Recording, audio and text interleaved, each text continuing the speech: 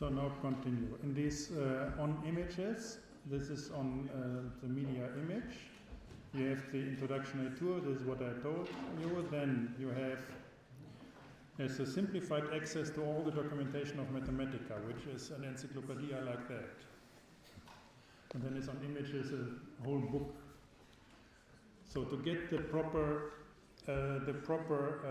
connections, I made here a summary. So these are entry points into the encyclopedia to get information for that.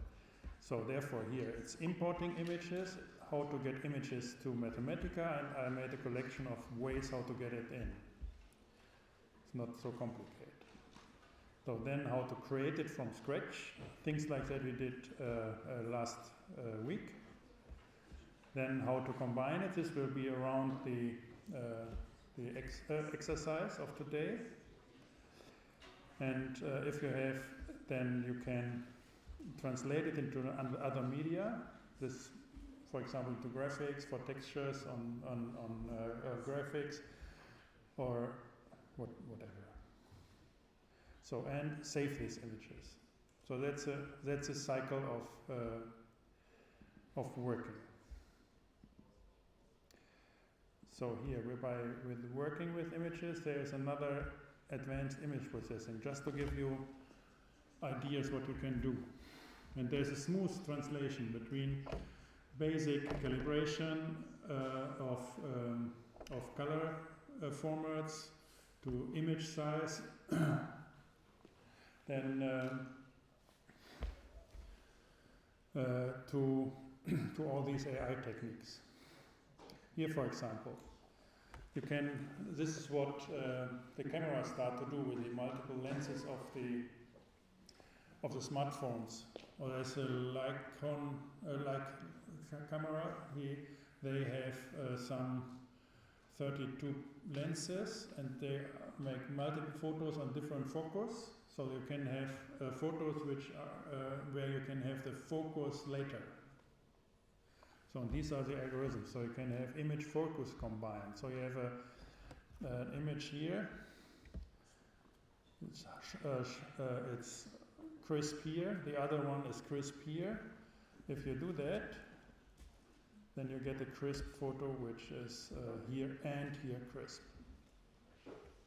So you can do it with 5, with 10 different focus. So if you want to have this effect, that you want to have it, where you make photos with a tripod, 6 photos with different focus, make this command, and you have it sharp in all distance. That's nice. Tone enhancement, this is what HDR photographs are doing. So you have different photos. It's the same like in focus. Now it's with the opening and of the image. You can combine them and simply say image exposure combine, and then it's of crisp colors everywhere.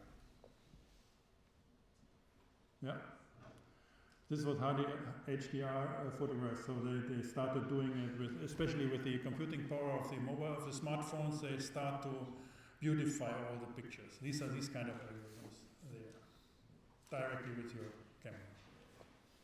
If you want to work with it, so these, for example, are examples. If you want to have an exercise, try this stuff and make something. Or like I said, you made yesterday. Combine the colors of a photograph, black and white photograph, and then have a painter combine these and just do it. Make a short example that it works with 3 different artifacts and have nice results. Just do it and explain how you do it. You have a distortion, so you have a picture like here. I can show you. This is a little tricky in code, but it's interesting that you can. Now it's here. If you start to read the code, you directly can see how they are doing it. So it's all the mathematics here. I can't explain; it's a little too complicated. So you have this, and you want to get rid of the distortion. These are the points. These are the lines. I have a locator plane. Now this is an editor. With this code you do an editor of the picture, and now you can say I want to go from here. This is a rectangle.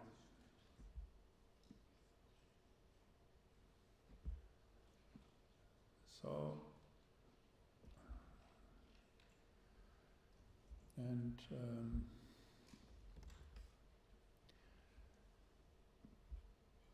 if you now show it, you have the thing without distortion. It's a little odd, but it's working pretty well. So, and this is all the code you need to get an editor for to calibrate distortion. What is there in Photoshop? So it's not a problem, yeah? But here you understand how it works. So it's not a lot to do. And the most problem is here with the green, the red, how to make this editor. It's not, and then it's just a distortion of the thing. You can have image stitching. There's special software for that. For example, 2 pictures. If you make a panorama, then it's here. There's a transformation function of the so how to rotate and scale the second picture so that they overlap and make the panorama. You can do whatever you like. So if you you can do all these things to perfection because you have it with a very detailed. So you're not dependent on a certain software which is able to do things or not. You simply have the code. The code is, you see, it's nearly nothing, and you can combine whatever you like. If you are able to read this and combine it and understand how it works. Key points. Here. There are parameters. There's different methods. You can find this in documentation. Maximal features. If you make 12, then these are the most important points of this picture. They are here. From a visual impact against to the method against whatever it is. There are other methods and so on. And if you go there, what are the methods for that? Then you have reference to all the literature and computer graphics and image processing, how they do this normally to make this stuff. And you have, it's an encyclopedia of how this works. Matching points is very interesting as well. I think this kind of stuff is, if you make certain projects, this is interesting. You can follow, you have 2 pictures, different perspectives, and yet now I say image corresponding points from image 1 and image 2. And I want to show that on both pictures. Then you see these are the corresponding picture points.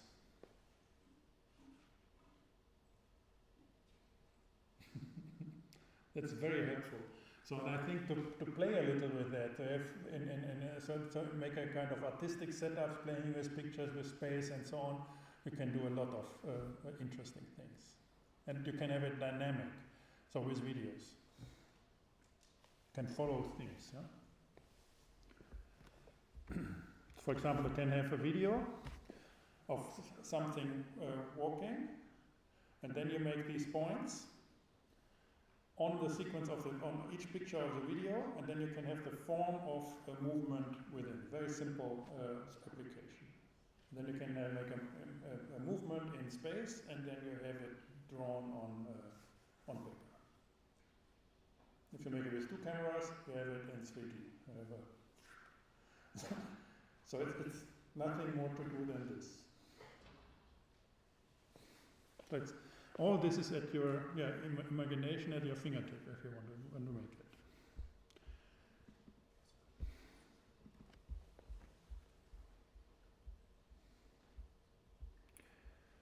So this is here, image displacement. Look at this. This is, for example, a movie. Then with the flow, And here, for example, this is in a movie,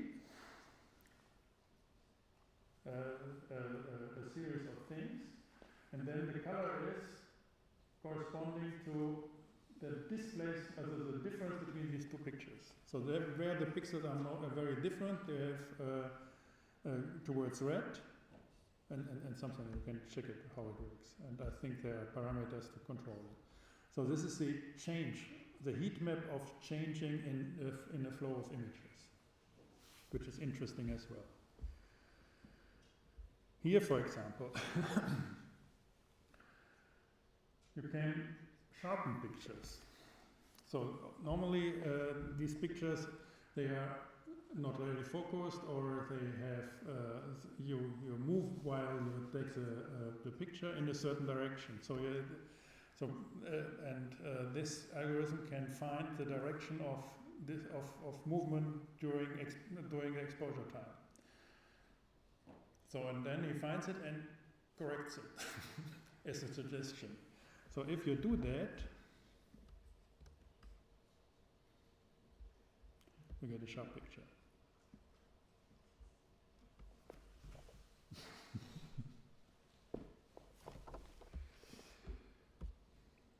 Retuschieren.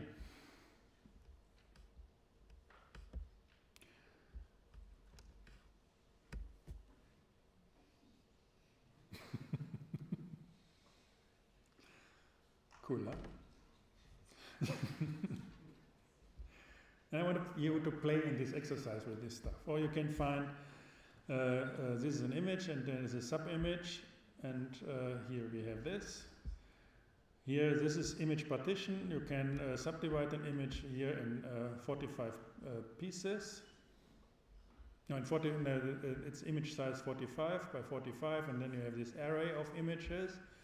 So, and then you can ask for the nearest image. And then he says, this is most nearest to that. You can make arithmetics on images by their visual distance.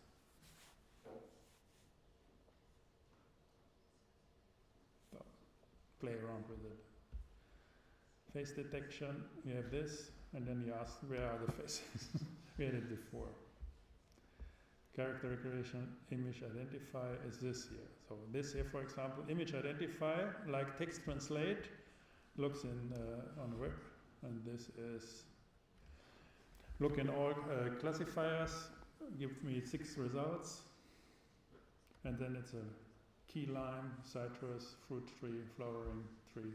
That's not bad, huh? So go here, for example.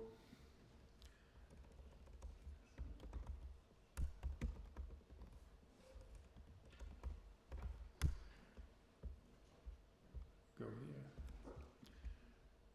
copy.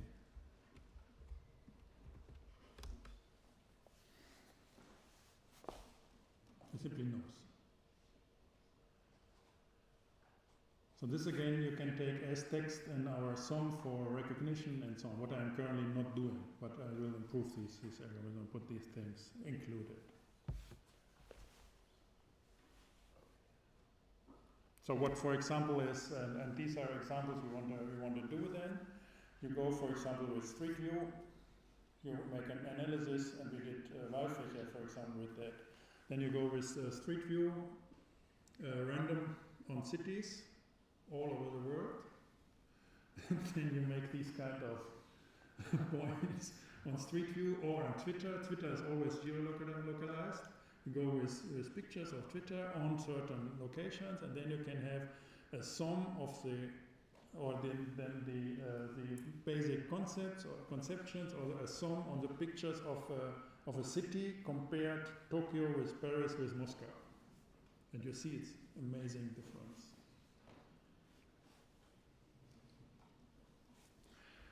Good. That's here. Now. There's much more of it. Just I gave you that as an appetizer. So now our lecture here.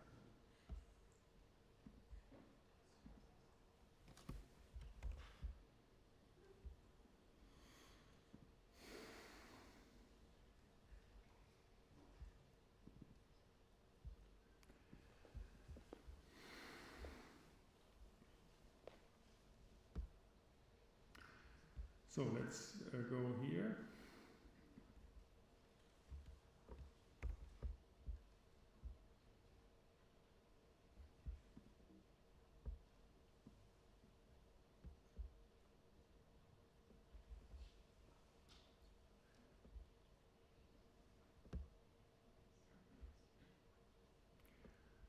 I wanted to.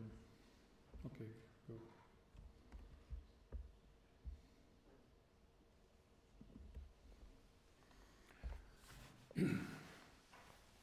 So go make an experiment in depth on, I want to contrast two principal treatments of images, and you know that this is one is the physical or geometrical one. We have that with a GIF or TIFF data format. So therefore, in that you have a clear color on a certain pixel on a certain location. So this is a geometrical representation of images, in contrast to the harmonic one, which is sounding.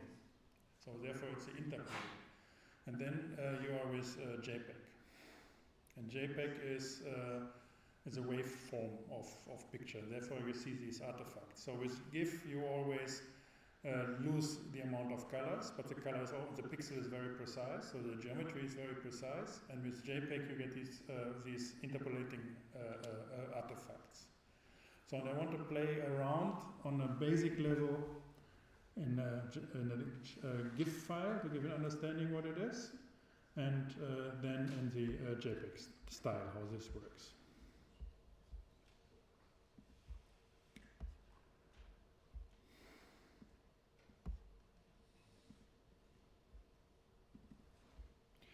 So we have this image. The image is 470 by 450 pixels. You can image measurements. There is a lot of, just to get a characteristic of that. For example, this is the mean value of the image, very interesting. So this is and then if you put that as these numbers, and if you put that as a color, it's this color. That's the mean value of the Mittelwert of des Bildes. So. Was ich jetzt mache ist, das hatten wir vorhin gesehen, ich zerlege das Bild jetzt. Wir haben die Dimensionen, das war hier Image Dimensions. Und ich zerlege es jetzt, Faktor Integer, so.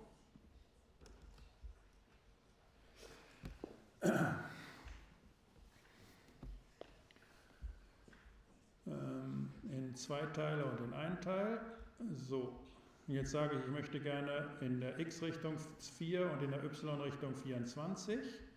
Das heißt, ich habe jetzt hier die 478 durch 4 und die 424 durch 24, diese 449 durch 24, dann gibt es diese prinzipielle Größe und das sind meine Pixel, die ich dann haben möchte, wenn ich es auf 4 mal 24 Fragmente zerschneiden will.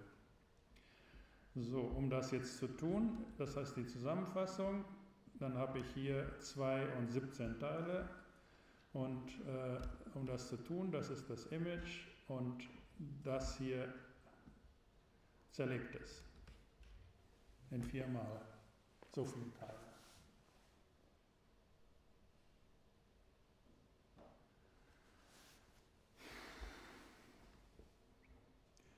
Gut, und dann haben Sie jetzt hier einzelne Bilder, die können Sie auch, jetzt können Sie die einzeln bearbeiten. Und so, jetzt können Sie hier einzeln abfragen auch, weil das jetzt ein Array ist. Image Partitions ist, jetzt können Sie das hier sich angucken. Image Partitions, da habe ich ein Semikolon hinter gemacht, deswegen sieht man das nicht. So, und da gehen wir hierher. So, das ist eine geschachtelte Liste von Bildern, jetzt nicht von einzelnen Koordinaten, sondern von Bildern. Und deswegen kann ich jetzt hier sagen, ich möchte gerne von der 8. Zeile von das 2. bis 3. Bild. Das heißt, ich kriege jetzt in die 8. Zeile 1, 2, 3, 4, 5, 7, 8, 2. und 3. Bild. Diese beiden kriege ich hier mit diesem Kommando. Ich kann auch sagen von 8 bis 9, 2 bis 3, dann kriege ich das. Und wenn ich jetzt hier sage als Grid darstellen, dann sind die Klammern in der Darstellung weg.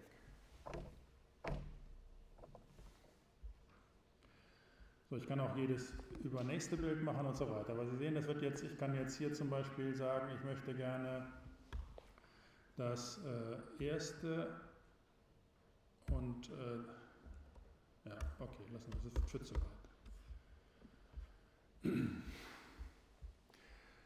So, von dem habe ich jetzt hier, so wie ich das hier oben gemacht hatte, der Mean Value auf das ganze Bild, mache ich jetzt ein Mean Value auf jedes Bild dieses zerschnittenen.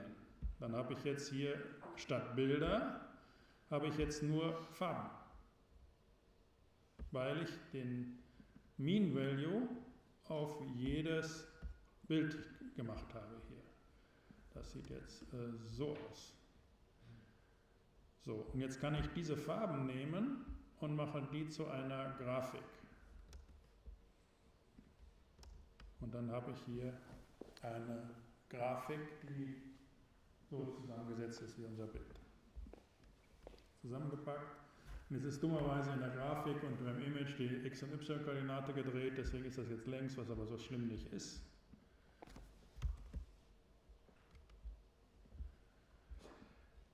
Und so sind. Das ist jetzt ein skalierbares Vektorbild. Das heißt, das können Sie groß als Poster ausbringen, da gibt es keine weiteren Artefakte mit absolut scharfen Kanten, weil sie in der Grafik sind und Rechtecke gezeichnet haben mit einer Farbe. Das jetzt zusammenzufassen und das mit all diese ganzen Schritte zusammenzufassen und das Ding auch noch gedreht, sieht das jetzt so aus, dass wenn ich jetzt zum Beispiel sage, hier, ja, und jetzt machen wir hier Grafik und dann haben Sie das Bild auf diese Art und Weise schön zusammengesetzt und zerlegt. So, das ist die physikalische, geometrische Bearbeitung von Bildern. Und Sie können jetzt jedes einzelne dieser Grafikflächen vorher mit unterschiedlicher Art von Bildbearbeitung bearbeiten und so weiter und damit eine Art von Zusammenstellung machen.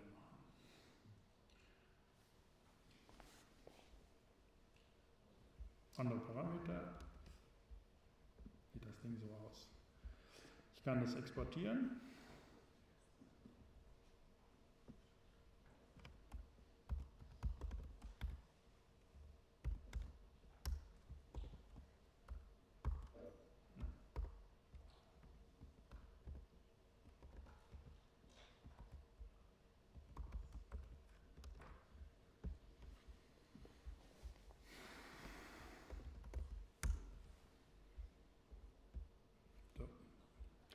Da haben Sie jetzt hier, das müssen wir PDF machen.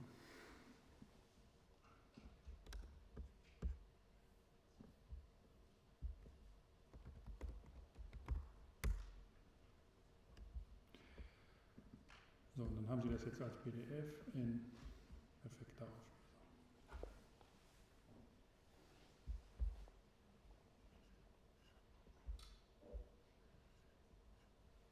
Ja?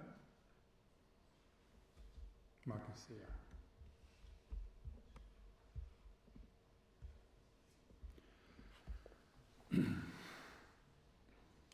So, das ist ein GIF. Lassen Sie mich hier jetzt den Richter noch einmal nachmachen. Ich weiß nicht, ob Sie das kennen. Gehen wir mal hier eben Random Images. Da sehen Sie, dass das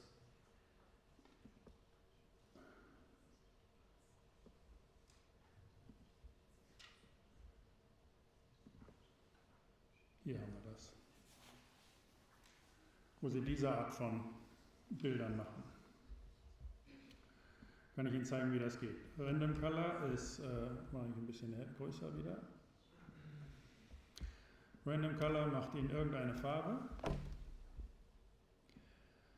So, wenn Sie hier sagen Sie Random Real,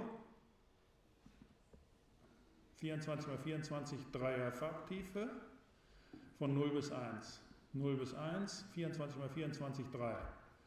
So, und das hat direkt das Format von einem RGB, deswegen können Sie davon ein Bild machen. Wenn ich das jetzt resize, zum Beispiel auf 1920 mal 1080, Resample Nearest, das heißt, es wird nicht interpoliert, dann kriegen Sie solch ein Bild mit diesen 2 Zeilen Code. Immer wenn Sie das jetzt neu machen, gibt es ein neues. Exportieren.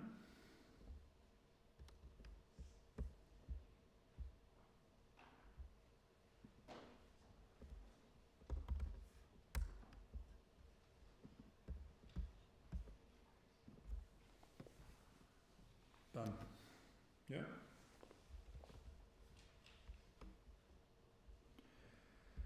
So, das nächste mit Linien. Random, die sagen 120 Elemente in Y, eine in X, 3 Farben. Also das gleiche Programm, nur einfach andere Parameter. Statt 24 x 24 sagen wir 120 x 1. Wieder samplen. Haben Sie das? Wieder speichern. Und angucken.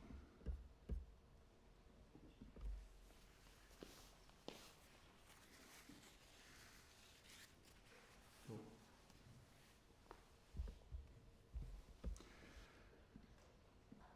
Color Profiles. Jetzt machen Sie hier das Image.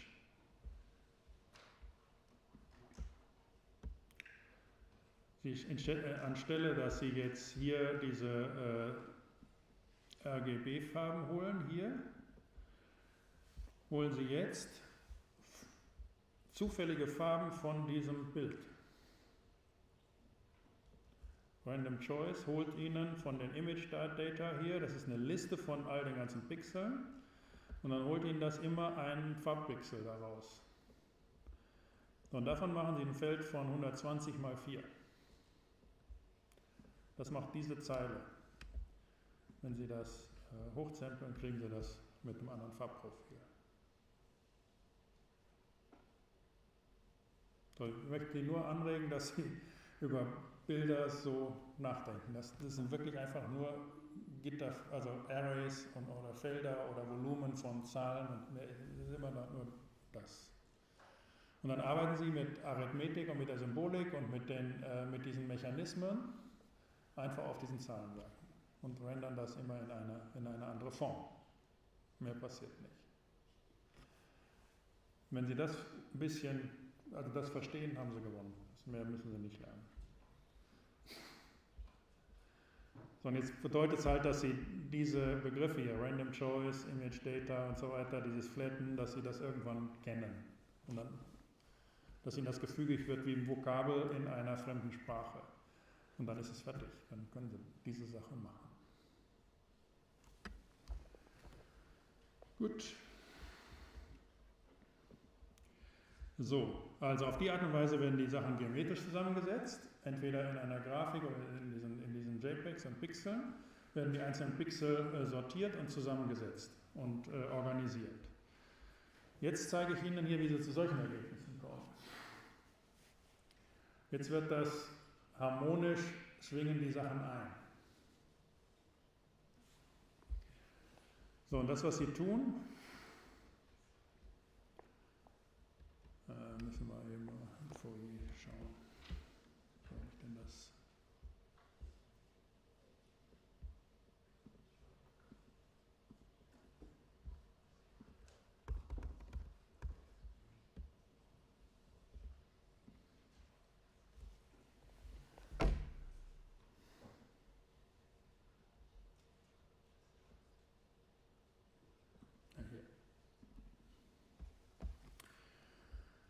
So, das ist dieser Mechanismus und der ist sehr interessant. Das kennen Sie vom Tiefen- und Höhenregler beim Ton und so weiter. Das sind Hoch- und Tiefpassfilter. Sie arbeiten jetzt mit Frequenzen und dann nehmen Sie die hohen und die tiefen Frequenzen raus und so weiter. Da erkennen Sie diesen Equalizer und so weiter. Das können Sie mit Bildern genauso machen. Also jetzt zeige ich Ihnen, wie das geht.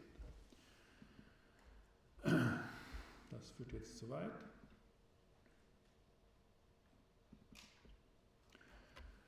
So, das war hier die pythagoreischen Dinge. Hier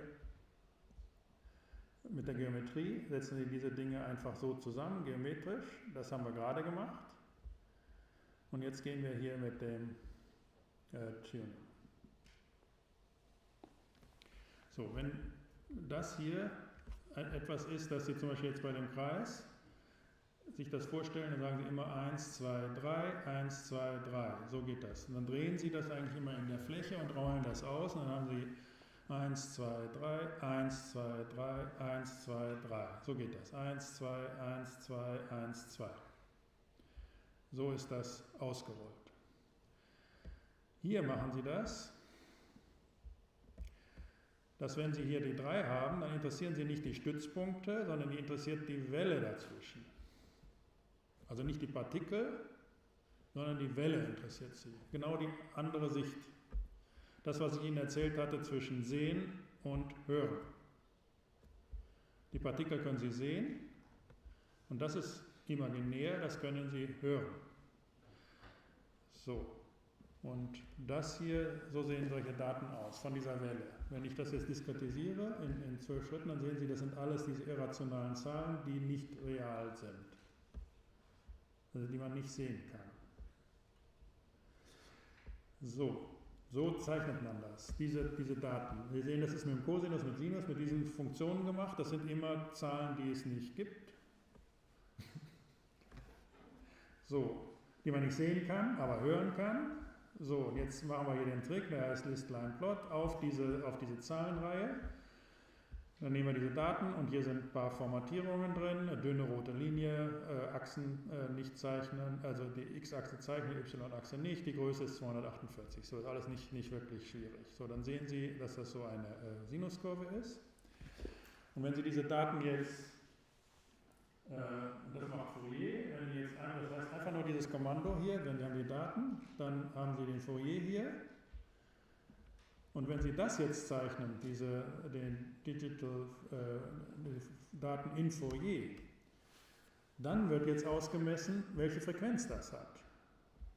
So, also da wird jetzt ausgerechnet nicht der Punkt hier, diese 1, 2, 3, sondern da wird gesagt, wie dreht sich denn das? Wann wiederholt sich denn das?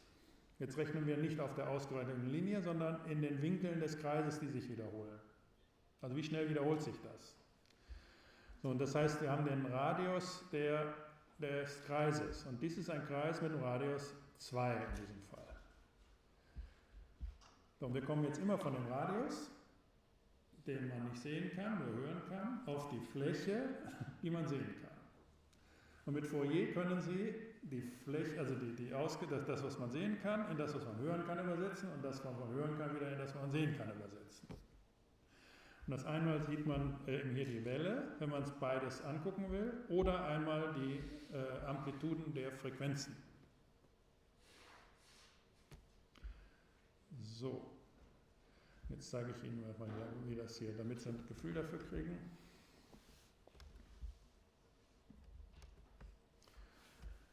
So, haben jetzt hier eine Sinuskurve. Wir machen die dynamisch, das heißt, es wird jetzt ein Interface da rein. Wir plotten eine Sinuskurve von 0 bis 2π.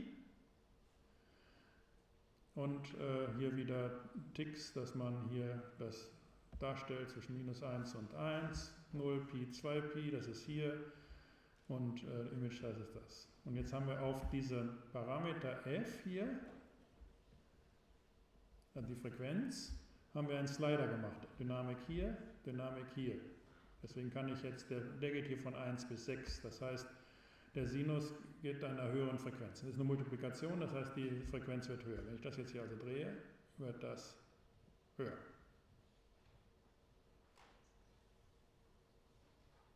So.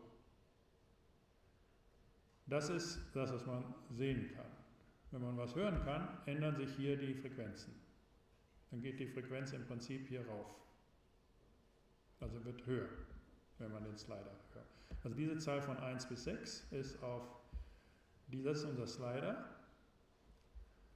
Und das ist dann das, was man sehen kann, wie man es hört. So, dann gibt es die Phase, das ist dieses P, das ist die Addition. Das hier ist die Multiplikation auf dem Radius und die Addition ist ein Offset. Das ist hier minus P in dem Fall. Wenn ich jetzt hier den anderen Slider, der geht auf P, zwischen minus und plus Pi, dann verschiebe ich das Ding. Und hier vergrößere und verkleinere ich das Ding. So geht das mit den Frequenzen. So, jetzt kann ich das gleiche zweidimensional machen. Und dann sind wir bei Bildern. Nur um zu zeigen, was JPEG ist. Wir wollen nur ein Gefühl dafür kriegen, was das ist. Wie man sehen und hören kann und wie man das manipulieren kann und so weiter. So, hier ist das gleiche jetzt mit Sinus und Cosinus gemacht. Einmal Sinus in x-Richtung und einmal Cosinus in y-Richtung. Die haben beide die gleiche fy, fx. So, hier sind jeweils zwei, deswegen sehen wir jetzt zwei Richtungen, zwei Wellen in x und zwei Wellen in y. Und das ist ein Plot nicht 2D, sondern ein Plot 3D. Das x geht von 0 bis 2pi und das y geht von 0 bis 2pi. Zack, Image Size, wir können es auch größer machen, 300, dann geht es halt größer. Kann man sich das so angucken. So, jetzt können wir auf fx hier den ersten Slider machen, auf fy den zweiten Slider. So, außerdem habe ich jetzt hier auf die gleiche Funktion, auf den gleichen Body hier, einfach einen anderen Renderer gemacht. Das ist der gleiche Body, aber ich mache einen Density Plot. Das heißt, ich gucke jetzt von oben und Sie wissen natürlich Sachen so von oben und statt dass ich das in der XY-Richtung, also dass ich das in Z-Richtung mache, mache ich einfach den Grauwert. Also da, wo es hoch ist, ist es weiß und da, wo es tief ist und tal ist, mache ich schwarz. Das hat man mit dem Relief und den Farben letzte Woche. So, und das macht der Density Plot. Und das ist alles gleich. Dynamic, Density Plot und dann die Funktion ist gleich. Und die sind beide Dynamic, deswegen reagieren die auf die Slider. Machen wir den ja auch, evaluieren wir den. Ich kann den auch auf 300 setzen. So, und wenn ich jetzt den Slider mache, sehen Sie, was passiert.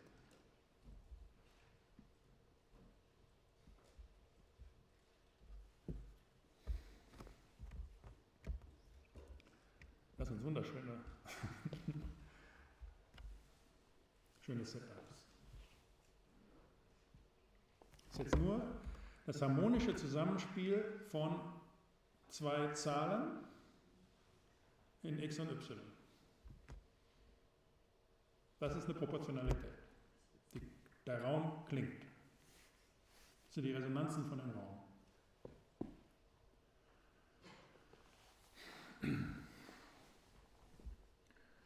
So, jetzt machen wir mehrere von diesen Frequenzen. Das ist ja mit einer Frequenz in x, einer Frequenz in y. So, jetzt kann man hier, sehen Sie, das kann man jetzt hier auch ein bisschen größer machen, mehrere dieser Frequenzen. So, das passiert, wenn man die addiert. So, ich habe einfach jetzt hier, Frequenz 1 ist Sinus von x, Frequenz 2 ist 2x durch 6, das ist f2.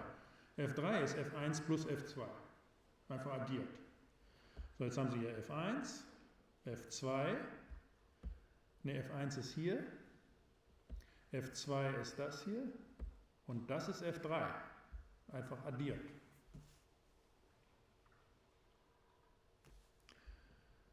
So, das sind die Frequenzen. Wenn ich mir diese Sachen jetzt hier angucke als Frequenz, dann habe ich zwei Frequenzen. Das heißt, ich gucke mir diese, ich mache das ein bisschen rot wieder, ich schaue jetzt diese rote Kurve nur an, irgendwas aus der Welt, was zusammenschwingt, und ich kann mir das darstellen und finde die Frequenzen, die da drin sind. Die Bestandteile, aus denen das harmonisch zusammengesetzt sind. Das sind die Obertöne zum Beispiel in der Musik. So, und die haben jeweils nur die Namen. Sie kriegen tatsächlich dann wieder die 2 und die 4 und so weiter raus.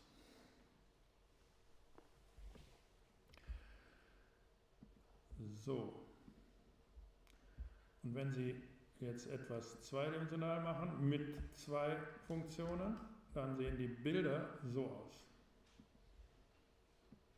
So, das ist ein korrespondierendes Density Map von oben, von einem Zusammenspiel wie dieses in x und y.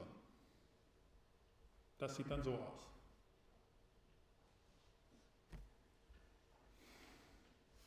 So, jetzt fangen wir an und machen das mit unserem Bild. Betty, Color Separate, Fourier. Das heißt, wir kommen jetzt von dem sichtbaren Bild in das hörbare Bild. Das sind die Frequenzen von Betty.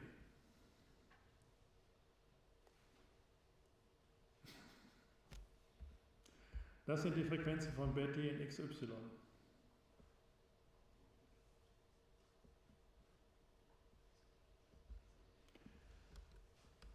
Das ist es hier als Gebirge dargestellt. So, jetzt klauen wir Betty die hohen Frequenzen. Das heißt, wir nehmen die Hochtöne weg. Sprich, diese Pixel hier, da nehmen wir einfach die Werte weg. Hier, das schneiden wir einfach weg hier hinten. In 3D sieht das so aus. Das heißt, wir haben nur diese tiefen Töne, also die tiefen Frequenzen. Setzen das Bild wieder zusammen und sieht das so aus. Eine Farbe davon. Nächste, R, G, B und das Farbbild. Ja? Das ist ein Hochpassfilter für Bilder. Die hohen Töne weg, das spricht die Kontraste, die feinen granularen Kontraste. So, machen Sie andere Verhältnisse, den Filter etwas zurück, sehen Sie das. Machen Sie mehr, sehen Sie das. Und das sind diese JPEG-Kompressionen. Sie splitten ein Bild in 64, also 8x8 Pixel und dann machen Sie diese Art von Filtern da drauf. Und dann haben Sie immer diese Kästchen, die so merkwürdige Artefakte bilden. Und Sie vergessen einfach 80-90% von den Daten, weil Sie die ganzen hohen Frequenzen weglassen und sagen, das interessiert nicht. Und dann kriegen Sie das grobe Schwingen auf so einem Fältchen. Und dann schwingt das in den anderen Feldern weiter und das reicht, damit Sie aus der Distanz einen guten Eindruck bekommen. Und damit kriegen Sie die Kompression, also mit diesen Mechanismen kriegen Sie die Kompression um Faktor, was nicht, 100 kleiner. Also Sie können das Bild immer noch erkennen.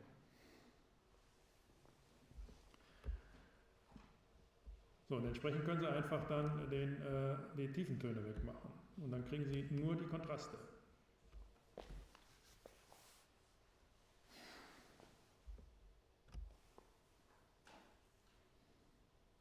Und das sind alles sehr schöne Artefakte. Ich finde das, so was die normalerweise tun, damit das technisch ist, dann schauen die, dass sie das segmentieren, das Bild, so wie wir das vorhin gemacht haben mit den JPEG, einfach kleine Dinge machen und die kleinen Dinge dann einzeln komprimieren und dann wieder zusammensetzen und dann, der Effekt ist ja immer, dass man irgendwie nicht sieht, dass es komprimiert ist. Und wenn Sie das jetzt über das ganze Bild machen, kriegen Sie wunderbare Artefakte.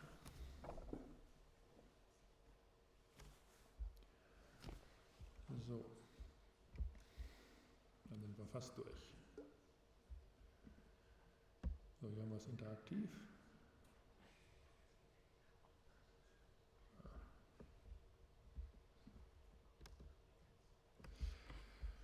Das Slider dazu.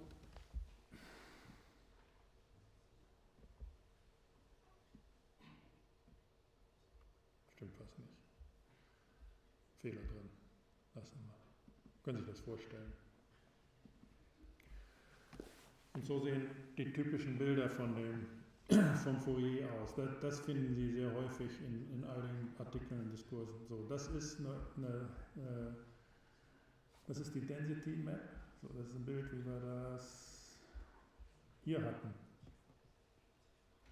Auf die Frequenz von oben. Und das sind die Bilder. Das sind die tiefen Frequenzen und das sind die hohen Frequenzen. Und das ist das Bild, das ist das Bild, wie man das Bild hört. Und das würde so aussehen, was Quatsch ist. Ja?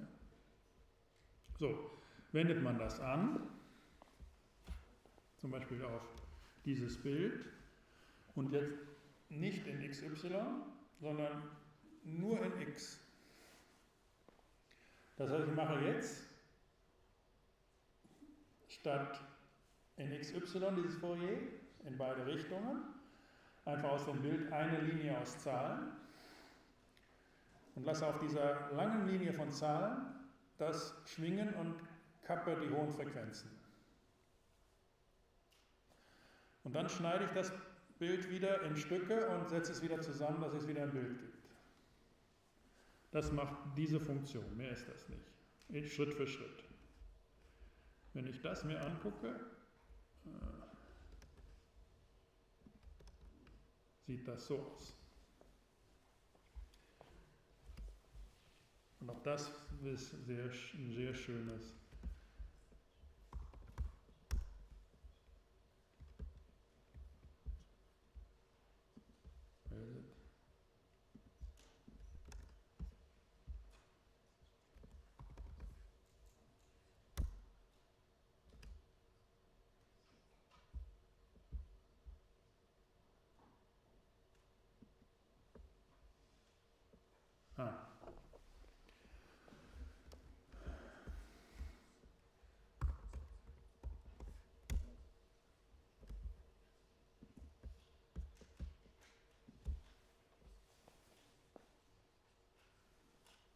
Das geht sehr schön auf.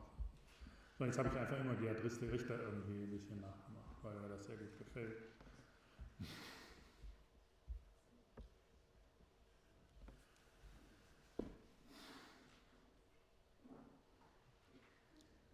So, damit kann man spielen. Sie sehen, das sind einfache Mechanismen, das sind grundlegende Dinge. Es ist etwas, was nicht irgendwie arbiträr ist, sondern sind die beiden Facetten, mit denen man mit Bildern spielen kann, und es gibt keine andere. Das ist immer alles sehr, sehr wichtig. Sie müssen nicht erwarten, dass es etwas anderes gibt wie diese beiden Repräsentationen. Immer der Kreis und die Linie oder das GIF und das JPEG. Und so. Mehr gibt es nicht auf der Welt. Das heißt, es gibt immer das Hören von den Bildern und das Sehen von den Bildern. Und dann können Sie entweder im Hören manipulieren oder im Sehen manipulieren. Und dann das jeweils umdrehen auf die andere Seite und gucken, was passiert. Und mehr gibt es nicht. Sehr wichtig zu realisieren. Es ist alles nicht viel, wenn man das sortieren kann. Es wird nur viel, wenn man diese vielen Tools und Kommandos und so weiter verstehen, weil es 1000 Wege gibt, das dann so zu machen und 1000 Formen von Attraktivitäten und Zugängen dazu und so weiter. Konzeptionell ist es immer nur das. Mehr gibt es nicht. Und jetzt für diese Form von Daten, für Töne und für Bilder, ist der Fourier absolut perfekt. Sie sehen aus unglaublich schnell. Einfach zack, übersetzen. Eins ins andere und es gibt wunderbare, attraktive Ergebnisse. Das war's, auf die Minute. Alles Gute, fahren Sie alle in Seminarwoche oder bleiben Sie hier? Wer fährt bei uns mit? Ah, gut.